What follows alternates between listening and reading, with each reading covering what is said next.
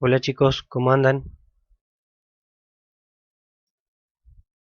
Bueno, esta es la primera parte de la unidad 6, donde vamos a ver todo lo correspondiente a aminoácidos. En la segunda parte veremos todo lo correspondiente a proteínas. Bueno, los aminoácidos tienen una estructura general que se repite, donde tenemos un carbono central, ¿sí? Un grupo carboxílico, un grupo amino, una cadena lateral que le vamos a llamar R y un átomo de hidrógeno. Si es un enlace, este carbono tiene hibridación sp3 y está enlazado a tres compuestos, a tres grupos de átomos diferentes y siempre se repite que es el grupo amino, el grupo carboxílico, ¿sí? y, y el átomo de hidrógeno. Por eso se llaman aminoácidos. Y en este caso hablamos del grupo alfa carboxilo y del grupo alfa amino porque están unidos al primer carbono, el carbono alfa es el primer carbono unido a la función química más importante. Y por eso también se llaman aminoácidos. Ese es el carbono alfa, ¿sí? Como tienen un carbono asimétrico, este carbono es asimétrico, los aminoácidos tienen isomería óptica, o sea que pueden dar origen al isómero R o al isómero S de acuerdo a este carbono simétrico. Sin embargo, en la naturaleza, la mayoría de los aminoácidos que se encuentran formando parte de las proteínas se, son el isómero L, con alguna excepción que, que ya veremos. Fíjense, aquí tengo la L-serina, la D-serina. Siempre que yo escriba el grupo carboxílico hacia arriba, el grupo amino hacia la izquierda y la cadena hacia abajo, voy a tener el isómero L y el isómero D cuando escriba el grupo amino en forma contraria. Esto es lo mismo que habíamos visto para proyección de Fischer en el caso de los hidratos de carbono. Bueno, hay algunos, como les decía, algunas excepciones. En el caso de la serina, de la R-serina que aparece como aminoácido en las lombrices, sería una de las excepciones y hay otras excepciones más. Sin embargo, la mayoría de los aminoácidos son S, o sea, son L, y, y bueno, esto también habla de un ancestro en común, ¿sí? Porque desde las bacterias hasta los organismos superiores, todos los aminoácidos que forman las proteínas son todos L. Bueno, ahora a continuación vamos a ver la estructura de los 20 aminoácidos que forman parte de las proteínas. Muchos de esos aminoácidos eh, pueden ser sintetizados por los organismos superiores y otros no, por lo tanto los tienen que obtener de la dieta. De ahí va a aparecer la distinción entre aminoácidos esenciales, los que debo consumir a partir de la dieta, y los aminoácidos que uno puede biosintetizar, o sea que el mismo organismo puede biosintetizar. Bueno, un punto importante es que eh, la abreviatura para los aminoácidos se puede hacer a través de una letra, por ejemplo la treonina es la T, la tirosina es la Y, el triptofano la W. Sobre todo las letras no tienen tanta lógica como por ahí la abreviación de tres letras. O sea que para una cadena de proteína, sí, para una proteína puede estar, o para un péptido pequeño, puede estar abreviado en forma de letras, fíjense la alanina, o puede estar abreviado en forma de la abreviatura tradicional, ¿sí? La abreviatura tradicional es más inductiva, deductiva, o sea, más intuitiva, digamos, y por ahí la de letras no, ¿sí? Porque la glutamina, por ejemplo, la Em, Para esto no es que se lo tienen que aprender de memoria, ni mucho menos. Nosotros están las tablas subidas al campus y en las tablas están estos datos, ¿sí? La alanina es la A, la arginina es la R, etcétera. Porque por ahí puede ser que en algún examen parcial o en algún examen final nosotros le damos el péptido escrito en forma de letras, ¿sí? O escrito en forma de la forma resumida. Y bueno, tienen que tener la tabla para ver qué aminoácido es. Por ahí se suelen confundir entre glutamina y ácido glutámico, por ejemplo. Bueno, este es el resto para el resto de los aminoácidos. Estos son los 20 aminoácidos que forman parte de las proteínas. Bueno, todos los aminoácidos les decía yo que comparten la característica que tienen un carbono alfa, el cual tiene un grupo amino y un grupo carboxílico que está unido, y un átomo de hidrógeno.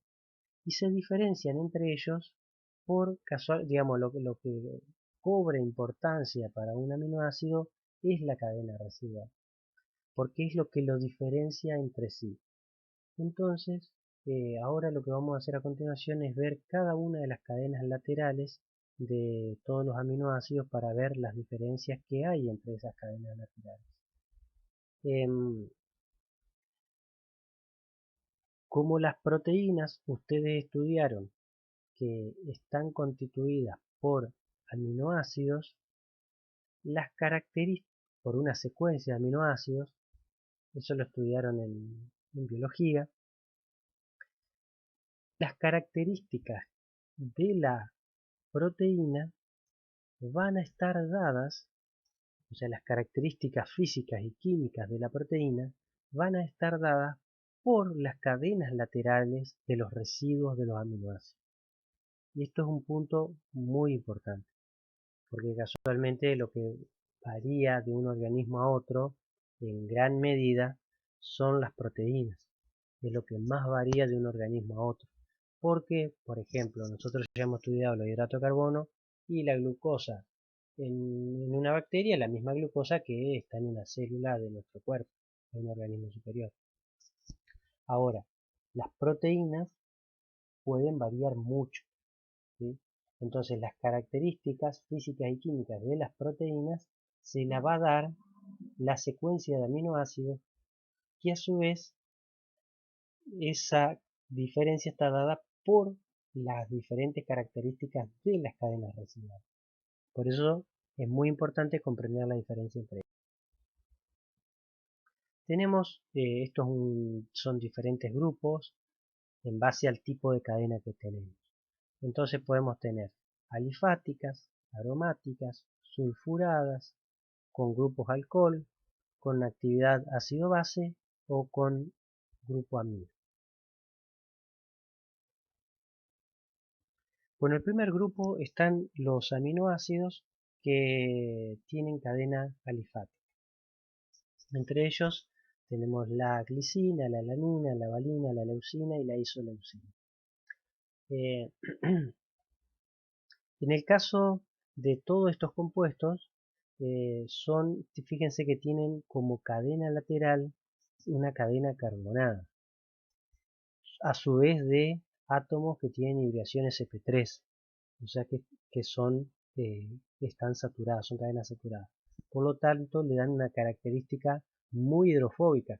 Recuerden lo que ocurría con las colas polares en los hidrocarburos o en los ácidos grasos, ¿sí?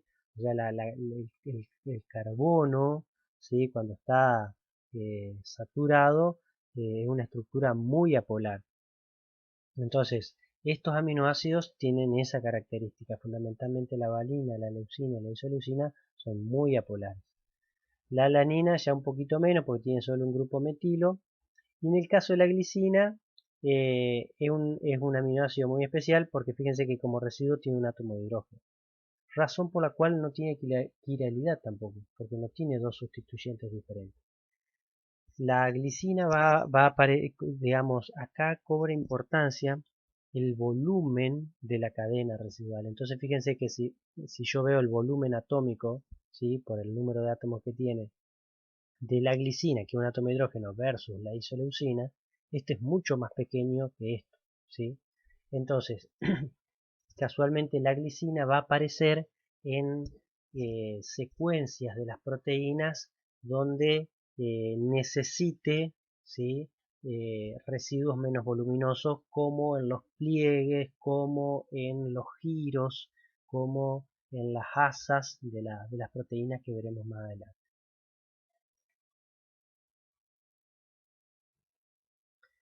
La prolina está dentro de este grupo también.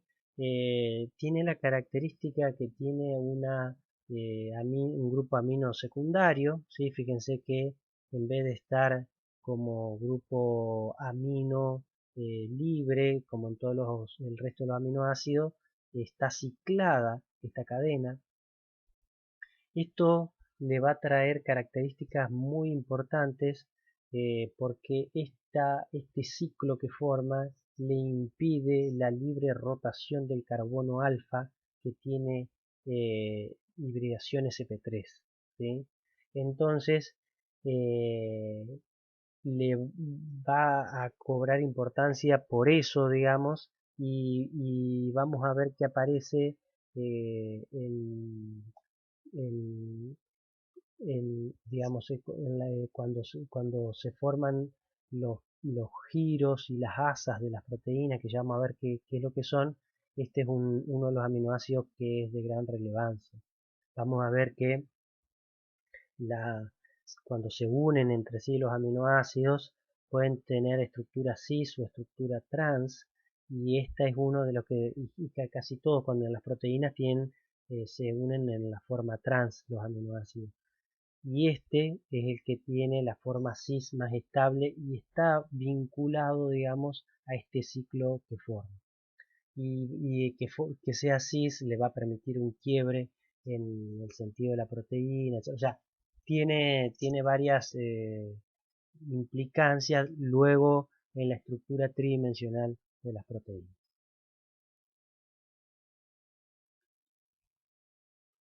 Bueno, luego tenemos los grupos aromáticos, digamos, los aminoácidos que tienen estructuras aromáticas en su cadena lateral. Entre ellos tenemos la fenilalanina, la tirosina, ¿sí? Y el triptofano. Eh, de estos compuestos, el más apolar de todo es la fenilalanina, porque fíjense que prácticamente tiene un grupo fenilo como sustituyente. La tiroxina ya es un poquito más polar por el grupo alcohol, y el triptofano aparece el grupo amino, que es más polar, por lo tanto le da un poquito más de carácter más polar a estos dos, ¿sí? Respecto de la fenilalanina. Estos aminoácidos absorben la radiación, o sea, no es que absorben la radiación, en la longitud del UV absorben la radiación, o sea, tienen un pico de absorción en esa longitud de onda, y por eso son característicos cuando se hacen algunas determinaciones de concentración de proteína. Se utilizan esas longitudes de onda para determinar concentración, aprovechando la característica de estos residuos de absorber en esa longitud de onda.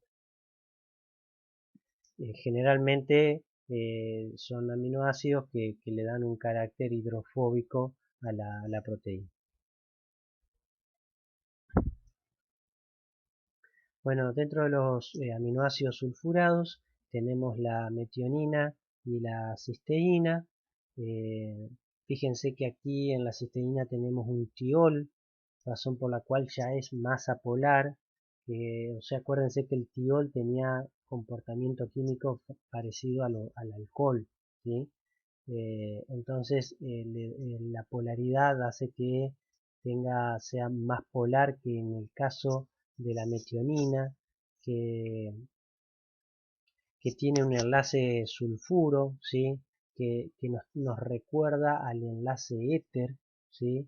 A la función éter, sino que en el éter yo acá tengo un oxígeno, acá tengo un azufre, y ambos tienen la misma configuración electrónica, digamos misma configuración de, si bien digo la misma configuración de electrones en la última órbita, ¿sí?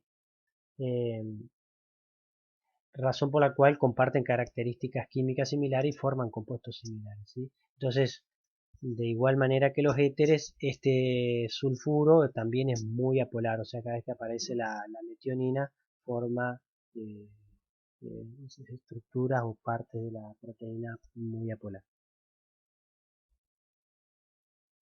Una característica importante de la cisteína es que pueden reaccionar los grupos tioles para formar un puente disulfuro.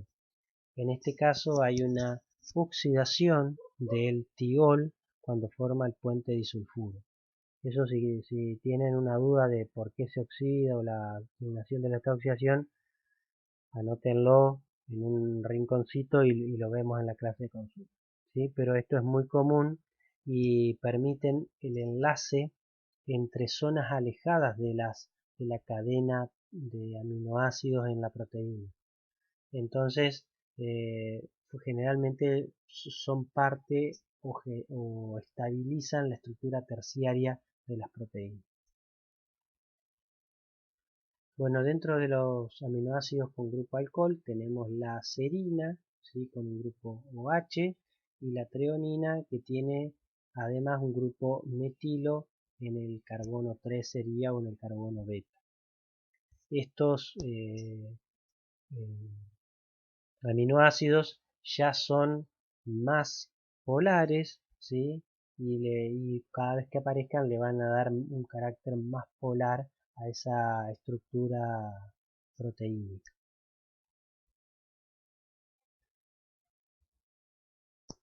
Bueno, los grupos básicos, los aminoácidos básicos, entre ellos tenemos la histidina, la lisina y la arginina. Fíjense que son básicos porque en su cadena lateral tienen un grupo amino. Yo le diría el más fácil de ver es el de la lisina. Fíjense que tienen un grupo amino, ¿sí? Entonces ese grupo amino actúa como una base débil y es capaz de aceptar un protón, ¿sí? Por eso son tienen la cadena lateral básica, ¿sí? Por eso son aminoácidos básicos. En este caso, la histidina es muy importante porque este es el anillo de imidazol y solamente este átomo de nitrógeno que tiene el par de electrones sobre en los orbitales sp2 y no en el par de electrones en el orbital p. O sea, la diferencia entre este átomo de nitrógeno y este átomo de nitrógeno es que este tiene el par de electrones no enlazantes en el orbital p sin hibridar, mientras que este átomo de nitrógeno tiene el par de electrones no enlazantes en el orbital sp2, hacia afuera del anillo aromático. Entonces eso permite que pueda aceptar un protón, razón por la cual pasa a ser un aminoácido básico. Si tienen dudas respecto a esto, les vuelvo a decir, tenemos la clase de consulta para que lo explicamos si a alguno le queda dudas acerca de la configuración y la disposición de los electrones en este anillo de imidazol. La histidina es muy importante porque es justo el pK de este grupo amino está alrededor de los 6,5 o algo así más o menos. Entonces, a pH celular en un momento puede estar en su forma básica y en otro momento puede estar en su forma ácida.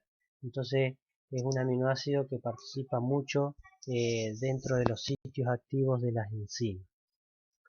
Finalmente tenemos la arginina, que tenemos la estructura del guanidino, que es este grupo de átomos, que tiene también la capacidad de protonarse en forma resonante y estabilizarse, razón por la cual también el pK es muy alto, es arriba de los 12, creo. Bueno, luego tenemos los aminoácidos ácidos, son aquellos aminoácidos en donde tengo un grupo carboxílico en la cadena, ahí aparece el ácido aspartico y aparece el ácido glutámico con un grupo carboxílico en la cadena. Estos aminoácidos son muy polares, ¿sí? Debido a esta cadena y van a aparecer O sea, cada vez que aparezcan le van a dar un carácter muy polar a la proteína, ¿sí? Eh, y también participan muchísimo también en los sitios activos de la enzima porque también tienen capacidad de reacción ácido-base. Entonces en muchas reacciones ácido-base los sitios catalíticos aparecen estos grupos carboxílicos. Y estas son fíjense que son las amidas derivadas de estos mismos aminoácidos. La amida derivada del ácido aspartico es la asparagina, ¿sí? Y la amida derivada del ácido glutámico es la glutamina. Ya las aminas derivadas pierden su actividad ácido-base porque el grupo amida no tiene digamos, el par de electrones no enlazantes, forma parte, o sea, como este carbono, este nitrógeno tiene hibridación sp2, el par de electrones no enlazantes está comprometido, ¿sí? Con el doble, digamos, en resonancia con el carbono que tiene un par de electrones, o sea, un orbital p sin hibridar, y con el oxígeno que tiene un orbital p sin hibridar, ¿sí? Entonces, como forman una estructura resonante, el par de electrones del nitrógeno no está disponible, ¿sí? Para poder aceptar un protón. Sí, es algo similar a lo que ocurre con el, con el imidazol, razón por la cual no tienen actividad ácido-base, ni la asparagina ni la glutamina. Bueno, aquí tenemos una división entre aminoácidos esenciales y no esenciales. Les vuelvo a recordar, esto es aplicable a los organismos superiores, que, que, que organismos superiores entrarían acá el cerdo, la vaca, la oveja, nosotros, que tienen que consumir estos aminoácidos, los esenciales, como el triptofano, la valina, la estirina, la fenilalanina, porque no los pueden sintetizar. Quienes lo pueden sintetizar son las plantas, ¿sí? Casi todos los vegetales lo pueden sintetizar, y bacterias y hongos también. Entonces, entre bacterias y hongos puede ser que no sinteticen algunos y otros sí, digamos, pero en general tienen mucha capacidad de síntesis. Digamos, los organismos superiores son los que menos capacidad tienen. Eso está un poco relacionado a que en general las biosíntesis de estos aminoácidos esenciales tienen rutas metabólicas más largas y tienen mayor consumo de energía si uno la ve desde el punto de vista de la cantidad de ATP que necesita consumir. Entonces, como que los organismos superiores dejaron de lado esas rutas metabólicas que necesitan mucha energía y empezaron a directamente consumirlos, que les, digamos, desde el punto de vista energético es mucho más fácil consumirlo al aminoácido que tener que sintetizarlo. Y si sintetizan los aminoácidos que son más sencillos de sintetizar, que tienen rutas metabólicas cortas, ¿sí? La alanina es re fácil, es derivado del ácido del pirúvico, entonces es solamente una aminación, ¿sí? El ácido aspartico deriva del ácido oxalacético, es una transaminación, ¿sí? Son la serina también, eh, digamos, todas tienen rutas cortas, ¿sí? Por ejemplo, el triptofano tiene una ruta larguísima, eh, la fenilalanina también, eh, eh, entonces, digamos, lo que hacen en definitiva los organismos superiores lo que hicieron es ahorrarse tener que el costo de sintetizar eh, aminoácidos eh, complejos, digamos. Las plantas en general las tienen que sintetizar sí o sí porque una planta está anclada a la tierra y no puede salir a comer, o sea, está ahí, donde está. Y las bacterias y hongos les pasa algo parecido, digamos, tienen poca capacidad de movimiento, por lo tanto tienen que auto eh, sintetizar sus aminoácidos. Bueno, esto es un punto importante, algunos aminoácidos derivados o algunos compuestos derivados de aminoácidos, y también aquí, fíjense, aquí tengo un gamma aminobutirato, fíjense que es un aminoácido porque tiene un grupo amino y un grupo carboxílico, pero no están unidos al carbono alfa. O sea, todos los aminoácidos que forman parte de las proteínas están unidos al carbono alfa, ¿sí? Eh, pero hay otros aminoácidos, también la ornitina, que aparece en el ciclo de la urea, que vamos a ver más adelante, tiene, tiene su grupo amino más alejado, o sea, no lo tiene en el carbono alfa, ¿sí? Bueno, aquí tenemos la histamina, por ejemplo, que deriva de la decarboxilación de la histidina, la epinefrina, ¿sí? Que es la adrenalina, es una hormona que deriva también del,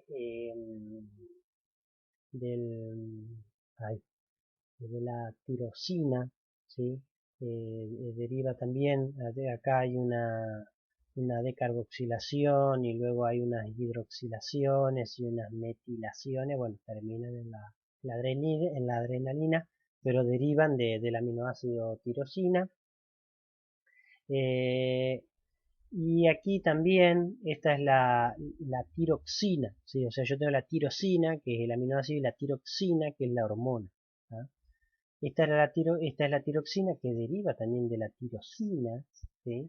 Que lo que tiene es una hormona, ¿sí? Hasta aquí, fíjense que es prácticamente la tirosina que está eh, sustituida por átomos de yodo, ¿sí? Y aquí tengo un grupo benceno más, perdón, un grupo fenoxi más.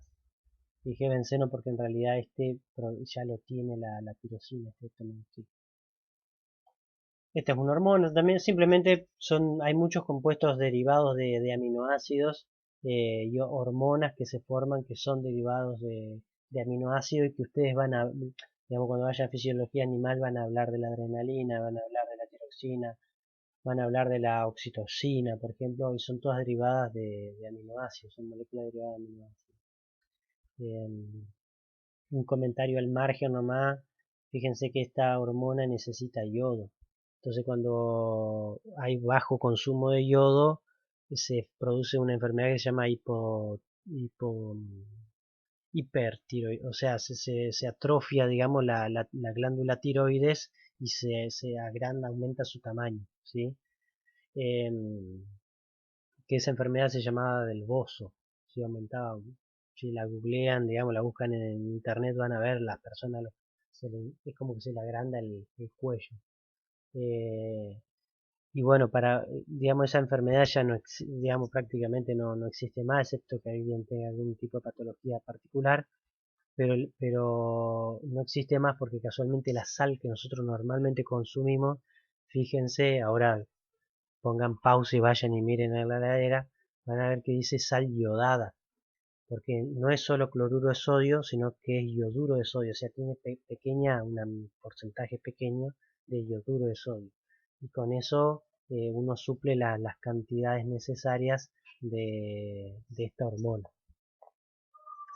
Este es un comentario totalmente al margen, digamos, pero viene acá. Bueno, esta es la formación de la adrenalina, lo que les decía recién. Primero hay una hidroxilación, ¿sí? De la tirosina, fíjense que hay una hidroxilación. A continuación hay una decarboxilación, que se forma este compuesto intermediario que es la dopamina, que seguramente lo habrán escuchado nombrar varias veces, porque hay un montón de alcaloides que tienen esta actividad dopamínica. eh, y fíjense que finalmente la dopamina por metilación del grupo amino me forma la adrenalina, pero deriva de la tirosina. Bueno, la hidropatía dice es un determinante importante del plegamiento de las cadenas de proteínas porque las cadenas laterales hidrofóbicas tienden a estar agrupadas en el interior de una proteína y los residuos hidrofílicos en general se encuentran en la superficie. Bueno, esto es como una regla bastante general porque digamos, vieron que nosotros vimos todas las cadenas de los aminoácidos. Entonces, claro, casualmente en una proteína lo que ocurre es que todos los residuos hidrofóbicos tienden a agruparse entre sí y todos los hidrofílicos tienden a estar hacia la superficie siempre y cuando ellos estén en un medio acuoso.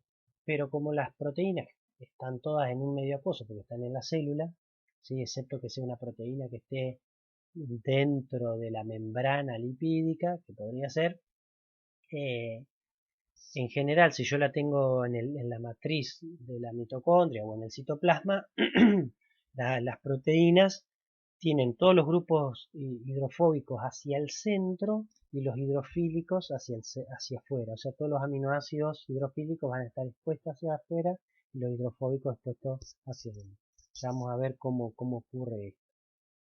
Pero bueno, pero es muy importante entonces, eh, porque casualmente esta actividad, ¿sí? Es la que estabiliza la estructura terciaria de la proteína. Después vamos a ver estructura primaria, secundaria y terciaria, pero ahí por ahí a veces se le arma un lío la estructura y qué estabiliza y qué no. Así que va a ser importante retomar esto.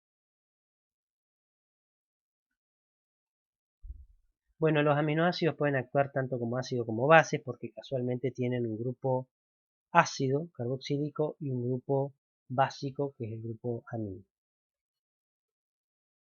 Entonces, eh, si yo agarro un aminoácido y lo acidifico, una solución de aminoácido y la acidifico totalmente, ¿qué ocurre? Sus grupos químicos ácido-base están en su forma ácido. ¿Sí? Fíjense que el grupo carboxílico está en su forma ácida y el grupo amino está en su forma básica. Esto, si les queda duda, anótenlo al margen y hacemos una consulta y se lo explico bien, porque por ahí alguno, por ejemplo, no tiene claro el concepto de ácido base o lo que le quedó medio colgado. Y bueno, acá es re importante entender lo que es un ácido y una base conjugada. Yo creo que lo entienden porque en química en química general lo dan mucho, pero es muy importante eso, ¿sí? ¿Por qué? Porque casualmente yo tengo, fíjense, este que les marco acá es el ácido. Esta es la base conjugada del mismo ácido. Entonces, ¿qué es lo que ocurre acá? En la medida que va aumentando el pH por agregado de base, de equivalentes de base, el ácido, ¿sí? Pasa a formar su base conjugada. Pero el grupo amino, fíjense que se mantiene en su forma protonada. ¿Por qué se mantiene en su forma protonada? Porque es una base más débil, ¿sí? Que se traduce en, digamos, perdón, es un ácido débil, ¿sí? Que se traduce en que la base, ¿sí? Va a tomar con mayor fuerza al protón que en el caso del carboxilato. Por lo tanto, a un pH en donde el grupo carboxílico ya perdió su protón, el grupo amino tiene todavía formando parte de su estructura al protón, por lo tanto sigue protonado. A continuación, si yo sigo aumentando el pH, ¿sí?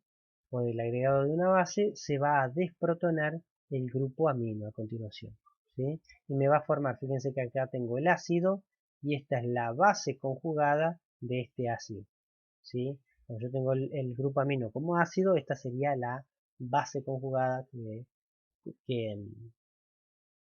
que provino de ese aminoácido. Entonces, fíjense que yo tengo dos constantes ácidas, ¿sí?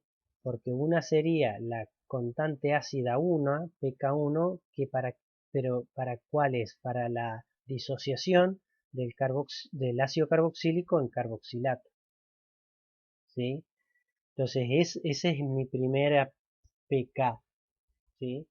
Es para la constante ácida del carboxilato, del ácido carboxílico en carboxilato. Ahora tengo una segunda constante ácida que sería la constante ácida para el grupo amino en su forma ácida cuando forma la base conjugada. Entonces por eso tengo dos pK ácidos, ¿sí? pK1 y pK2. Uno corresponde al alfa carboxilo y el otro corresponde al alfa amino. El promedio de esos dos pK me da el punto isoeléctrico. El punto isoeléctrico es el pH en donde la estructura del aminoácido está como suiterión. ¿Qué quiere decir como suiterión? Que no es ni anión ni catión. ¿Por qué? Porque fíjense, esto es un anión, porque tiene carga negativa. Esto es un catión, tiene carga positiva. El suiterión tiene una carga negativa y una carga positiva neta. ¿Sí? Tienen la carga. ¿Sí? Por eso estos aminoácidos son muy solubles en agua. Entonces, a ese pH, que es el promedio de estos dos, y que se denomina punto isoeléctrico, el aminoácido tiene tanto una carga positiva como una carga negativa. La suma me da cero, porque uno positivo más uno negativo me da cero. En el caso de que yo aumento el pH, la carga me va a dar negativo. ¿Sí? En este caso me va a dar -1, porque tiene una carga negativa. Puede ser que tenga más de uno. Si yo disminuyo el pH en la carga del aminoácido me va a dar positivo, porque esto va a estar protonado, por lo tanto esto queda con una carga positiva, por lo tanto va a quedar como catión. ¿Sí? O sea, si yo aumento el pH por encima del suiterión, pasa a formar su forma aniónica del aminoácido, y si yo de su forma de suiterión acidifico la solución, va a tener su estructura como catión, ¿sí? Que serían sus grupos carboxílicos y aminoprotonados. Bueno, puede ocurrir un caso en donde yo tenga el grupo, la cadena residual también tenga un grupo carboxílico. Entonces ahí tengo que prestar atención. ¿Por qué?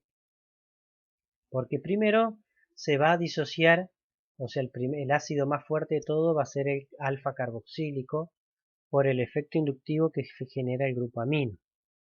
Entonces es el primero que se va a disociar. Y el grupo carboxílico de la cadena lateral va a estar sin disociarse. A continuación, si yo sigo aumentando el pH, se va a disociar el ácido carboxílico de la cadena lateral, porque es el segundo que le sigue en acidez. Y finalmente, el que se va a disociar es el grupo amino, o sea, el grupo amino en su forma ácida, eh, para formar la base conjugada. Entonces, acá lo que cambia, o sea, tengo que tener en cuenta todas estas estructuras. ¿Por qué? Porque el punto isoeléctrico yo lo tengo que calcular no entre el pK1 y el pK3, como uno esperaría, sino que lo tengo que hacer entre el pK1 y el pK2. ¿Por qué entre el pK1 y el pK2? Porque se toma el pK de las constantes que incluyan, ¿sí? En el que quede atrapado la estructura de suiterión. Entonces fíjense que entre el pK2 y el pK3 esta estructura no es de suiterión.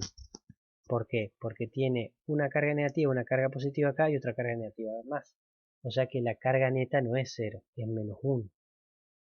En este caso, tiene una carga negativa y una carga positiva, la suma es 0, tiene la estructura de suiterión. Entonces, el pK entre estos dos me da el punto isoeléctrico, ¿ven? Entonces el pK, el promedio de estos dos, me da el punto isoeléctrico. En este caso, la carga neta del aminoácido va a ser +1, en este caso va a ser -1, aquí va a ser 0 y aquí va a ser -2. ¿Sí? Fíjense cómo a la medida que yo aumento los equivalentes de hidróxido, va pasando de catión a anión.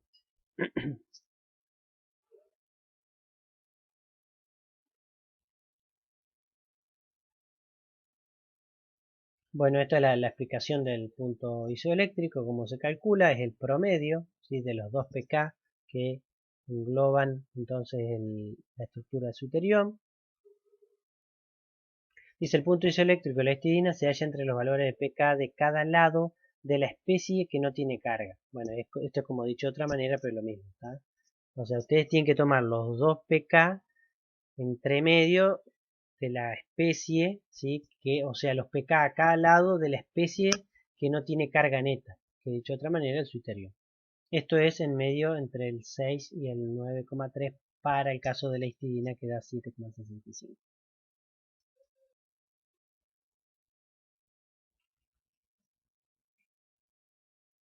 Bueno, en el caso de las proteínas, van a cobrar una gran importancia por ejemplo, en el caso del ácido glutámico, que tiene una cadena residual, la cadena residual es la que se va a poder protonar o desprotonar, o sea, va a estar en su forma ácida o en su forma básica, de acuerdo al pH, ¿sí?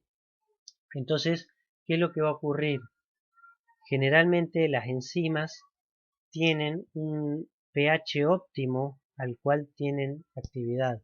Y eso está dado porque si yo me alejo de ese pH, ¿sí? Casualmente los residuos de los aminoácidos van a estar o van a estar en su forma básica para arriba o van a estar en su forma ácida hacia abajo del pH. Entonces, que, y que cambie la forma en que esté protonado o desprotonada, cambia la estabilidad de la estructura terciaria. Ya vamos a ver por qué. ¿Sí? Entonces, por eso el pH afecta la actividad enzimática y por eso las enzimas que son proteínas tienen un pH óptimo. Y está relacionado a esto que estamos viendo.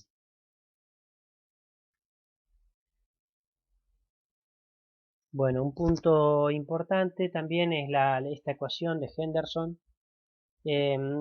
Esta ecuación me gusta porque, fíjense, es muy fácil de derivar. Si quieren, la podemos ver en la consulta, cómo surge esta ecuación, pero es muy sencilla. Pero me gusta porque fíjense que dice que el pH igual al pK más el logaritmo de la concentración de la forma básica dividido la forma ácida. ¿Sí? Del grupo químico en su forma ácida dividido el grupo químico en su forma, perdón, en su forma básica dividido en su forma ácida. Entonces, si yo tomo, por ejemplo, para el grupo carboxílico, si su pK es 2 y el pH es 7, ¿sí? Fíjense que si yo paso restando me queda 7 menos 2 me da 5. O sea, ¿eso qué quiere decir? Que 5 es igual al logaritmo de eh, la forma básica dividido la forma ácida, ¿sí? Por lo tanto, el antilogaritmo de 5 me da 100.000, ¿sí? El antilogaritmo de 5 me da 100.000. ¿Qué quiere decir 100.000? 100.000 quiere decir que yo tengo 100.000 moles del aminoácido en su forma de carboxilato por cada una mol del aminoácido en su forma de ácido carboxílico, ¿sí?